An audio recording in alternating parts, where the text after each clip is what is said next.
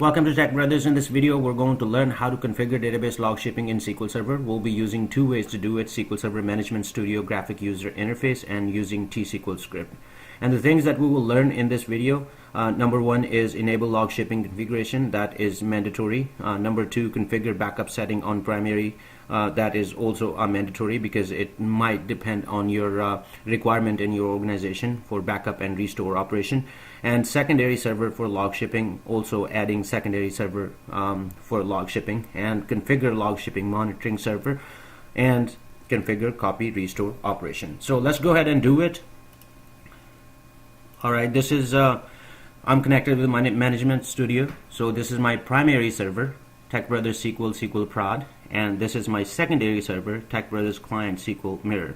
What I want to do, I want to log ship a database on SQL from SQL Prod onto SQL Mirror. So this becomes my primary server for log shipping, and this becomes my secondary log shipping. So let's go ahead and start log shipping a database. Keep in mind there are requirements for there are prerequisites for a database to have log shipping enabled. That database needs to be in full recovery mode or bulk log recovery. Right here is the recovery model. It needs to be either full or bulk. If you have a database that's in simple recovery mode, that is not going to be used in log shipping, and log shipping will fail. So let's cancel this. This database is ready for us. I'm going to log ship sales order database from my SQL server, SQL Prod, to my primary server and to my secondary server, which is SQL Mirror. So let's go ahead and do it. Right click on the database, go to task, and go to ship transaction logs. As you can see that right now the log shipping configuration is not enabled on our primary server, so we need to enable that first. Click on enable this as a primary database in log shipping. Next thing is that we need to transaction log backup. We need to do the settings. We need to configure backup settings. Right now by default it's every 15 minutes, but if you think that your transaction logs in 15 minutes gets too big to copy and restore, and that operation doesn't complete in 15 minutes, then you need to maybe change it to every 5 minutes. So let's go ahead. I'm going to basically change it to every the schedule every maybe 2 minutes, just for this demo purposes. So when you click on backup configuration, first thing it asks is you need to have a shared folder, which your primary server is going to copy the transaction log backup. All the backups is going to be copied to this share folder. Your secondary server is going to come to this folder and grab those backups for restore operation. So I have created already the backup, the shared folder. So let's go and take a look. This is my log shipping backup shared folder. If I right click and go to the properties,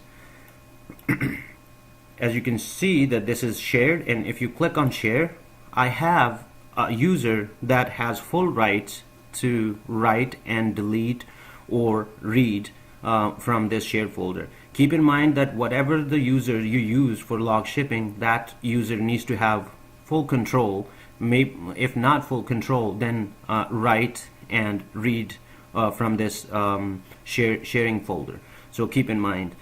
Let's cancel this. This is all set for us. So I'm going to go ahead and provide this folder right here. Alright, another concern up here, a lot of folks will tend to create a shared folder on primary or secondary server. My recommendation is do not create this share folder on primary or the secondary server. Try to create this shared folder on a shared drive which is not part of primary or secondary server, and also the user that you're using for log shipping need to have permission on that, because the reason it is that if, let's say that if you created this on primary server and primary server goes down, then this sharing becomes unavailable for log shipping to go and copy and restore, so your log shipping will fail.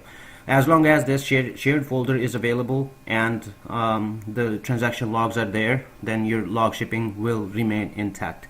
So let's go ahead and provide that, and after that this is if you wanted to use your primary server, the local path, which I don't recommend, so we're not going to use it.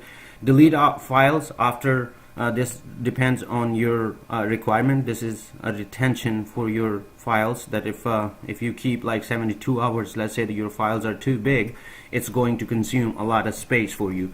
So you might want to consider deleting 24 hours, deleting more than 24 hours those files. And if you wanted to send an alert if backup doesn't happen, you can send that every hour. In 1 hour, if backup didn't happen, then something went wrong in SQL in log shipping. So you would like to know that. Back behind the scene, when we schedule right here, as you can see that it's every 15 minutes. What I'm going to do is every 5 minutes. Keep in mind, when you schedule this every 5 minutes, then it means that you're giving just 5 minutes between copying file and restoring file on your secondary. So if your database is big, 15 minutes is pretty good. You can change it to 30 minutes. Otherwise your log shipping will go haywire, because it wouldn't have time to copy and restore, and next transaction will come into place, so it'll be way behind as far as your copy and restore operation. So I'm going to go ahead, just for this demo purposes, 5 minutes. My database is not big, so I'm okay with the transaction 5 minutes. I'm going to go ahead and click OK. Up here is the setup backup compression in SQL Server 2012 and SQL Server 2014. It's pretty good right here, the compression. If you wanted to use backup compression, you can use that.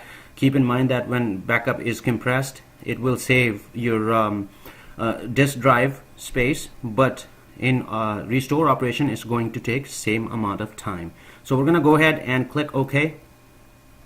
And now our next target is, our next action item is to add our secondary server. So we're going to go ahead and click on add. Now log shipping requires database to be initialized, so let's go ahead and connect with our secondary server. As you can see, you have three options. If your database is already initialized, that means that you have taken the backup and transaction log backup and restored it on your secondary database, and also you restored it in no recovery so that your database is in restoring mode. Then you don't need to set up all this, and you can click on no, the secondary database is already initialized. So first option is if your database doesn't exist. In my case, on secondary database, it doesn't exist.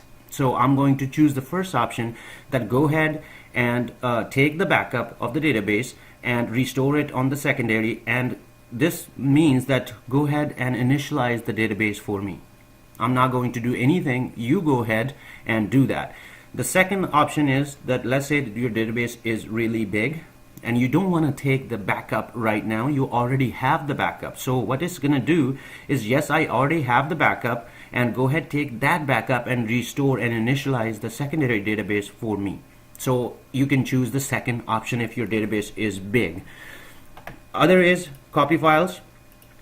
Right here is the it's going to go into shared drive and copy the transaction log backup and copy to the local drive, and then it's going to go ahead restore. So in my case, I'm going to provide, this is my right here is my data folder. That's what I'm saying is, okay, secondary database, okay, the job will go in the shared folder, and after shared folder it's going to copy that into this folder and going to restore it. Now it's going to copy this on this folder. I want to go ahead and delete this copy after maybe 36 hours, because maybe these files are really big and I don't want the I don't want it to just go and grab all that disk space and keep the files over there and keep occupied the space. So next is restore transaction. When you do restore transaction right here, you have two options: no recovery mode and standby mode. No recovery mode will always be in, if you do that, it's going to be in restore mode. If you don't want users to connect to that particular database during restore operation, you can click on standby mode up here. Here is the delay restore database. If you wanted to delay it, the settings are there. You can do that, and this will, if 0 minutes means that as soon as copy is done, it's going to go ahead and restart. It's going to go ahead and start the restoring operation right away. So here is the alert that if a no restore occurs within 45 minutes, you might want to change it to 30 minutes. Depends on your 15 minutes, depends on your backup file, how much the transaction log backup you wanted to configure. Mine is 5 minutes, so I'm going to go ahead. If restore operation doesn't happen in 20 minutes, I want to get alert that something went wrong. So back behind the scene right here is the job name that will be created, and it's going to it's going to run every 15 minutes between 12 a.m. like all day. So this is going to go ahead and restore, do the restore operation. I'm going to go ahead and change this to 6 minutes. I just wanted like 5 minutes the transaction log to be created and copied, and then maybe 10 minutes right here to restore, give a little bit time to restore. So we're gonna go ahead and click OK. As you can see, this database is configured for log shipping, and our next option is monitor. If you wanted to monitor your log shipping, keep in mind the recommendation from me is that don't use your primary or secondary server as your monitor server. Use a third SQL Server instance if you wanted to basically configure monitor server instance for log shipping. And all you have to do is basically click here, and it's going to create a job. If you click on here, and it's going to go in setting, and you need to click connect with whatever the monitor server is going to be, and it's going to create this job. This job is going to keep up with everything, whether it's restore fails or in production environment. It's recommended you might want to go ahead and set up your monitoring instance so that you would know that where the operation has failed, if it failed. So I'm going to cancel this for now and go ahead, click OK. As you can see, the operation started, log shipping operation, everything went okay. So we're going to go ahead and close this, and let's go on our secondary database and see if that database is there. Refresh the database. As you can see, sales order is in restore mode. And let's go in our folder. So we're going to go ahead, go in the shared folder and see if our backup file is there, if the copy operation succeeded. And right here is our sales order backup right here, 225, and this is the older from previous demo. So 225, this the backup is copied to our shared folder. So restore operation will come to this shared folder and grab this database and restore it. So we're going to go ahead and cancel this. Our log shipping is set up for this database. Anytime you want to add multiple databases, you need to right click on that database and enable that database for the log shipping. Every time you add a database, it's going to add a job in agent and keep up with your log shipping operation. So this is how you do it using SQL Server Management Studio. Let's go ahead and look at the script that we just created. So here's my log shipping. I'm going to just go through real quick.